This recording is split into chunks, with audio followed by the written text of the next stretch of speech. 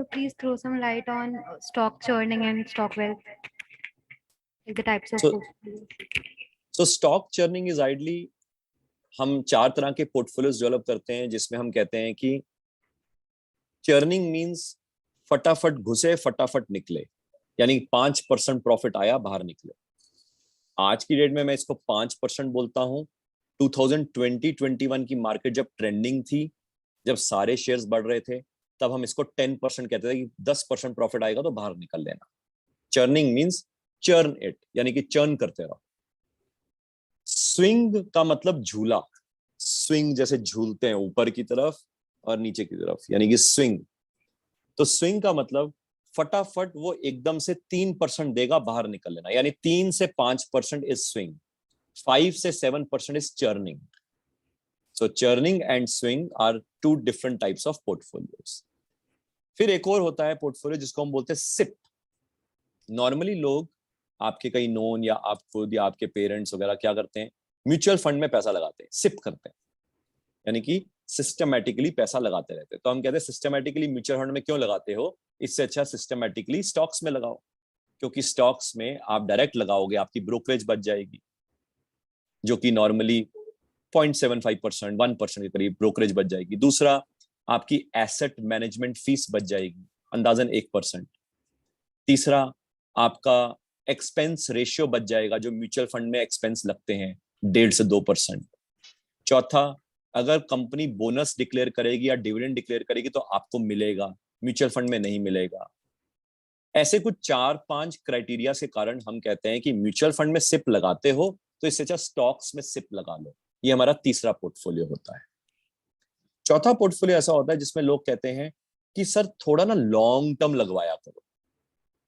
तो थोड़ा long term, अब उनको क्या होता है, बचपन से एक इंजेक्शन दिया होता है दिमाग में कि लॉन्ग टर्म लगाना बहुत जरूरी होता है। मगर क्या है ना, जब तक वो सीखेंगे नहीं तो उनको ये लॉन्ग टर्म की कहानी समझ नहीं आएगी। इसलिए एक वेल्थ का पोर्टफोलियो होता है जिसमें हम बोलते हैं ठीक है, जब तक उसका ट्रेंड है, ट्रेंड तक हम उसका प्रॉफिट खाने की कोशिश करेंगे, या हम ट्रेंड तक खाने की कोशिश करेंगे, या हम एक पोर्टफोलियो ऐसा डेवलप करते हैं जब मार्केट बहुत वॉलेटाइल होंगी ना, ऐसे ऐसे वॉलेटाइल होंगी, तो हम उसमें रिस्की के तौर पे घुसेंगे, मगर जब मार्केट थोड़ी ट्रेंडिंग होगी वहां पे प्रॉफिट बुक करेंगे।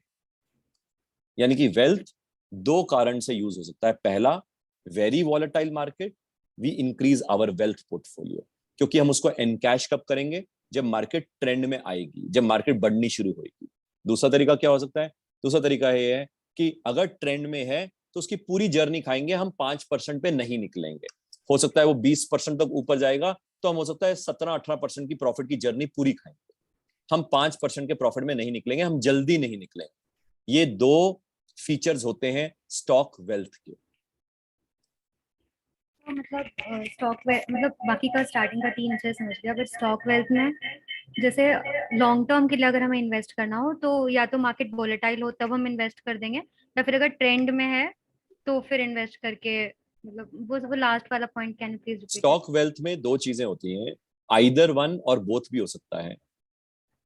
पहला है कि मार्केट में अभी बहुत वॉलेटिलिटी है, मार्केट एक दिन ऊपर होती है, दूसरे दिन बहुत नीचे होती है, फिर तीसरे दिन ऊपर होती है, फिर चौथे दिन नीचे होती है, जैसे कि पिछले 4 महीने से चल रहा है। जैसे आप 4 महीने से देख ही रहे हैं कि मार्केट कभी ऊपर कभी नीचे, कभी ऊपर कभी नीचे, समझ ही नहीं आ रही मार्केट कहाँ जा रही है। तो सिंस पता ही नहीं है कि कहाँ जा रही है, तो इसलिए एक तो तरीका है कि मार्केट से बाहर बैठे रहो, क्योंकि चर्निंग तो कर नहीं सकते, स्विंग भी नहीं कर सकते, सिप कर सकते हैं मगर मार्केट वहीं पे घूम रही है तो सिप क्या करोगे, सिप अगर एक बार कर लोगे तो वो तो उसी रेंज में घूम रही है, तो सिप का क्या करोगे क्या आप, क्योंकि वहीं पे घूमी जा रही है। सिप का तो फायदा तब है जब या तो मार्केट थोड़ी ऊपर हो फिर सिप एक और जाए, फिर थोड़ी और ऊपर हो फिर सिप एक और जाए, या मार्केट थोड़ी नीचे हो सिप एक और जाए, फिर मार्केट और नीचे हो तो और सिप जाए। SIP at the same level SIP का कोई पॉइंट नहीं है, बिकॉज इसका मतलब यही है कि आपने उतना ही पैसा ज्यादा ही लगा दिया। क्योंकि अगर ऑन एन एवरेज समझो, अगर आप सिप लगा रहे हो, समझो एचडीएफसी बैंक में, आईसीआईसीआई बैंक में, कोटक बैंक में, और एचडीएफसी बैंक का जो प्राइस का रेंज है वो समझो 1500 से लेके या 1400 से लेके 1600 चल रहा है। आईसीआईसीआई बैंक का रेंज लेटर से 700 से लेके 750 चल रहा है, या लेटर से कोटक का रेंज लेटर से 1750 से 1850 चल रहा है। और उसी रेंज में अगर वो पिछले 3-4 महीने से चल रहा है, तो अगर मैं उसी रेंज में बार बार पैसा लगाता रहूंगा तो अल्टीमेटली अगर मैं बार बार लगा रहा हूं तो it is as good as कि मैंने इकट्ठा पैसा लगाया होता सेम प्राइस पर, बात तो वही है।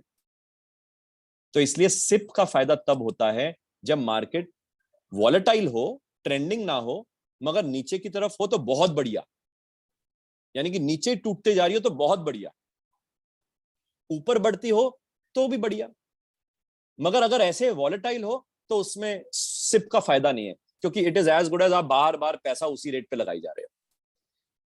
वेल्थ का पर्पज ये होता है जब मार्केट वॉलेटाइल होती है तो हमने अगर कोई ऐसा वेल्थ का पोर्टफोलियो डेवलप करना है जिसमें स्टॉक्स हमारे सिलेक्टेड हैं और हमें पता है वॉलेटिलिटी मार्केट में है, स्टॉक्स में कोई दिक्कत नहीं है, जैसे ही मार्केट थोड़ी सी ट्रेंडिंग में जाएगी हमारे स्टॉक्स एकदम से उछाल मारेंगे, तो हम उन स्टॉक्स को वॉलेटाइल मार्केट में खरीदने की कोशिश करते हैं। ब्लाइंड भी खरीद सकते हैं, ब्लाइंड मतलब इस लेवल पे खरीद ले, नीचे 5% और आएगा तो 5% दोबारा खरीद ले, एक तो तरीका है। दूसरा तरीका है कि कुछ नॉलेज के साथ, जो हम नॉलेज के साथ कोशिश भी करते हैं और ब्लाइंड भी खरीदते हैं। तो वेल्थ का पर्पस क्या है कि वॉलेटाइल मार्केट में खरीद के जब मार्केट थोड़ी सी ट्रेंडिंग होगी और जो हमारे खरीदे हुए स्टॉक्स ज्यादा ट्रेंडिंग हो जाएंगे, हम उनको प्रॉफिट में बुक करेंगे। एक तो ऑप्शन ये होता है वेल्थ का।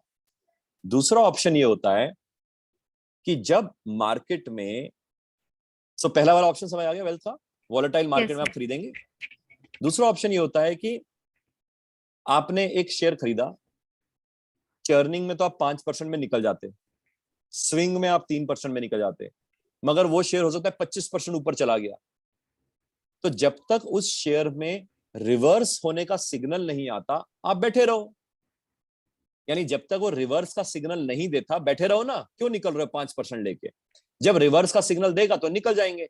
तो रिवर्स का सिग्नल हो सकता है 25% पे ना दे, पीक पे ना दे, 20% पे देगा, तो हो सकता है हम 18% का प्रॉफिट तो लेंगे, क्योंकि पीक और बॉटम कोई नहीं प्रेडिक्ट कर सकता, पीक और बॉटम किसी के बस की बात नहीं।